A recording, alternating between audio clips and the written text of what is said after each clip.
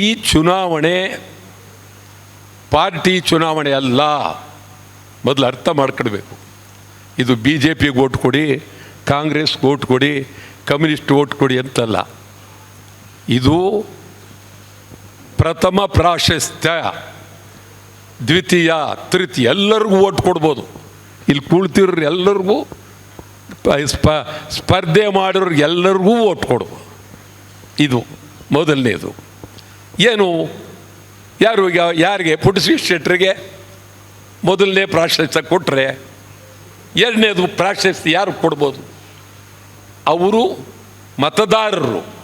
ಶಿಕ್ಷಕರ ಕ್ಷೇತ್ರದ ಈ ವಿಧಾನ ಪರಿಷತ್ತಿನ ಚುನಾವಣೆನೇ ಹೀಗೆ, ಇದರಲ್ಲೇನು ವಿಧಾನ ಪರಿಷತ್ ಚುನಾವಣೆನೇ ಹೀಗೆ. ಆದ್ದರಿಂದ ನಮ್ಮಲ್ಲಿ ಎಲ್ಲರಿಗೂ ಓಟ್ ಕೊಡ್ಬೋದು, ಅದೇನಿಲ್ಲ ಅಂತಕ್ಕಂಥ ಪ್ರಶ್ನೆ ಅಲ್ಲ. ಮತ್ತು ವಿಧಾನ ಪರಿಷತ್ ಅದರ ಹೆಸರು ಮೇಲ್ಮನೆ. ಮೇಲ್ಮನೆ ಯಾವಾಗಲೂ ಮೇಲ್ಮನೆಯಾಗೇ ಇರಬೇಕು. ನಾವು ಹಿಂದೆ ಬಹುಶಃ ಪುಟ್ಟಶ್ರೀ ಶೆಟ್ಟರಿಗೆ ಗೊತ್ತಿರಬೇಕು, MPL ಶಾಸ್ತ್ರಿ ಅವರೆಲ್ಲ ಇದ್ದರು ಭಾಳ ಹಿಂದೆ. JB ಮಲ್ಲಾರಾಧ್ಯ ಇದ್ದರು, ರಾಮಕೃಷ್ಣ ಹೆಗ್ಡೆ ಇದ್ದರು, AK ಸುಬ್ಬಯ್ಯ ಇದ್ದರು, ನಾನಯ್ಯ ಇದ್ದರು. ಏನು ಒಂದೇ ಸಮಕ್ಕೆ ಭಾರಿ ಇಡೀ ಸದನದಲ್ಲಿ ಅಗಾಧವಾದಂಥ ಚಿಂತನೆಗಳು ನಡೀತಾ ಇತ್ತು. ಈಗ ವಿಧಾನಸಭೆಯಿಂದ ಆಯ್ಕೆ ಆಗ್ತಕ್ಕಂಥವರು ಅವ್ರ ಪಾರ್ಟಿಯವ್ರನ್ನೇ ಆಯ್ಕೆ ಮಾಡ್ತಾರೆ, ಹಣವಂತರನ್ನೇ ಆಯ್ಕೆ ಮಾಡ್ತಾರೆ, ಜಾತಿವಾದಿಗಳನ್ನೇ ಆಯ್ಕೆ ಮಾಡ್ತಾರೆ ಭಾಳ ಪ್ರಾಮಾಣಿಕವಾಗಿ. ಅದರಲ್ಲೇನು ಮತ್ತು ಬಂಧು ಬಳಗವನ್ನೇ ಆಯ್ಕೆ ಮಾಡ್ತಾರೆ, ಬೇರೆ ಇನ್ಯಾರನ್ನೂ ಆಯ್ಕೆ ಮಾಡೋದಿಲ್ಲ. ವಿಧಾನಸಭೆಯಿಂದ ಸುಲಭವಾಗಿ ಆಯ್ಕೆ ಆಗ್ತಕ್ಕಂಥ ಸ್ಥಳ ಅದು, ಭಾಳ ಸುಲಭವಾಗಿ. ಅಲ್ಲಿಂದ ಅದೇನಿಲ್ಲ, ನಾಮಿನೇಷನ್ ಹಾಕಿದ ತಕ್ಷಣ ಏನಿದ್ರು ಫಲಿತಾಂಶ ಅವ್ರು ಗೆದ್ದರು ಅಂತಲೇ ತೀರ್ಮಾನ. ಆ ಥರ ಅಲ್ಲೂ ಹೆಂಗೆ ನಡೀತದೆ ಅಂತ ಹೇಳಿದ್ರೆ, ಸೀಟ್ ತಗೊಳ್ಬೇಕಾದ್ರೆ ಅಲ್ಲೂ ಕೋಟಿ ಸೀಟ್ ತಗೊಳ್ಬೇಕಾದ್ರೆ ಅಸೆಂಬ್ಲಿಯಿಂದ ನನಗೊಂದು ಸೀಟ್ ಕೊಡಿ, ಕೋಟಿ ಕೊಡೋಕ್ಕಲ್ಲಿದ್ದಾರೆ. ಈ ರೇಟ್ ಹೆಂಗಿದೆ ಅನ್ನೋದಕ್ಕೆ ಅಸೆಂಬ್ಲಿ ರೇಟ್ ಜಾಸ್ತಿ, ಅದು ಕೋಟಿ. ಎಷ್ಟೋ ಜನ ಈಗ ತಗೊಂಡು ಇದ್ದಾರೆ, ವಿಧಾನ ಪರಿಷತ್ಗೂ ಬಂದಿದ್ದಾರೆ, ಅಸೆಂಬ್ಲಿಗೂ ಬಂದಿದ್ದಾರೆ. ಇದು ಚುನಾವಣೆ ಅನ್ನೋದು ಹಾಳಾಗೋಗಿದೆ. ಇಂಥ ಪರಿಸ್ಥಿತಿ ಯಾವತ್ತೂ ಬಂದಿರಲಿಲ್ಲ. ಪದವೀಧರರು ಮತ್ತು ಶಿಕ್ಷಕರು, ಇದು ನಿಜವಾಗಲೂ ಈ ಎರಡು ಕ್ಷೇತ್ರ ಇದೆಯಲ್ಲ, ಇವರ ಕ್ಷೇತ್ರವೇ ಬೇರೆ, ಇವರ ಚಿಂತನೆಗಳೇ ಬೇರೆ. ನಾಮಿನೇಷನ್ ಅಂತಿದೆ 3. ಬಹಳ ಹಿಂದೆ ನಾಮಿನೇಷನ್ ನಾಮಕರಣ ಅಂದರೆ ಗುಬ್ಬಿ ವೀರಣ್ಣವರಿದ್ದರು, B. ಜಯಮ್ಮನವರಿದ್ದರು, T. ಚೌಡಯ್ಯ ಇದ್ದರು. ಎಂಥ ದಿಗ್ಗಜರು ಆ ಕಾಲದಲ್ಲಿ. ಈಗ ನಾಮಕರಣ ಅಂತಂದರೆ ರಾಜ್ಯಪಾಲರ ಜೊತೆಯಲ್ಲಿ ಮಾತಾಡ್ಕೊಳ್ತಾರೆ, ಯಾರನ್ನು ಬೇಕಾದ್ರೂ ನಾಮಕರಣ ಮಾಡ್ಕೊಂಡ್ಬಂದ್ಬಿಡ್ತಾರೆ.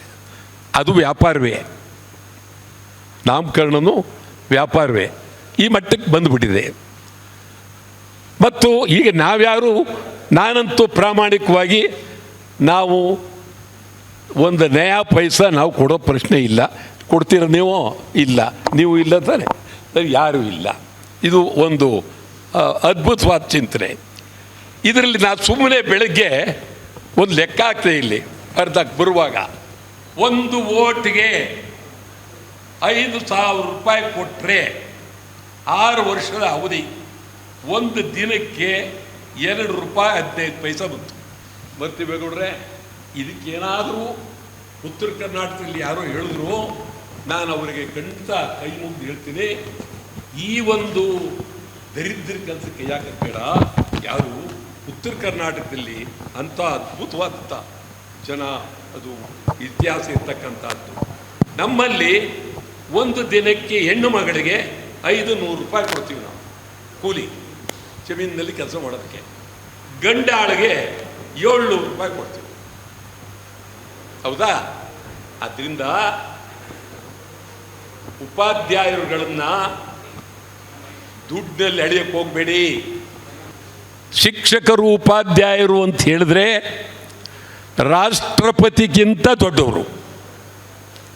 ರಾಷ್ಟ್ರಪತಿ ಅಭ್ಯರ್ಥಿಗೆ ವಿದ್ಯಾ ಕಲಿಸ್ತವರು ಅವರೇ, ಸಾಮಾನ್ಯ ಕಸ ಹೊಡೆಯವನಿಗೆ ವಿದ್ಯಾ ಕಲಿಸ್ತವರು ಅವರೇ.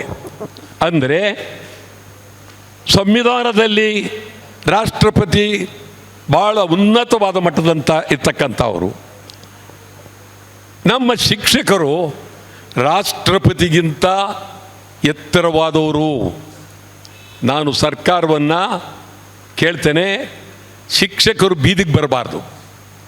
ಯಾವುದೇ ಬೇಡಿಕೆಗಳನ್ನು ಒತ್ತು ಸ್ವಾತಂತ್ರ್ಯ ಉದ್ಯಾನವನಕ್ಕೆ ಬಂದು ದಿನಗಟ್ಟಲೆ ಸತ್ಯಾಗ್ರಹ ಮಾಡಿ ಕಣ್ಣೀರು ಸುರಿಸಿ ಹೋಗಬಾರ್ದು. ಶಿಕ್ಷಕರ ಕಣ್ಣೀರು ಅದು ಒಳ್ಳೆಯದಲ್ಲ, ಯಾವುದೇ ಸರ್ಕಾರ ಬರಲಿ ಒಳ್ಳೆಯದಲ್ಲ. ಶಿಕ್ಷಕರ ಕಣ್ಣೀರು ಬಹಳ ಅತ್ಯಂತ ನೋವು. ಅವರು ಅನುಭವಿಸ್ತಿರೋ ನೋವು, ಶೌಚಾಲಯ ತೊಳೆಯೋರು ಶಿಕ್ಷಕರೇ, ಈಗ ಕಸ ಹೊಡೆಯೋರು ಶಿಕ್ಷಕರೇ. ಈ ಥರ ಆಗೋಗಿದೆ. ನಾನು ವಾಟಾಳ್ ನಾಗರಾಜ್ ಅಂದರೆ ಚಳುವಳಿಗಾರರು, ಚಳುವಳಿಗಾರ ಅಂದರೆ ವಾಟಾಳ್ ನಾಗರಾಜ್, ಅದರಲ್ಲಿ ಅನುಮಾನ ಇಲ್ಲ. ಆದ್ದರಿಂದ ಶಿಕ್ಷಕರ ಬೇಡಿಕೆ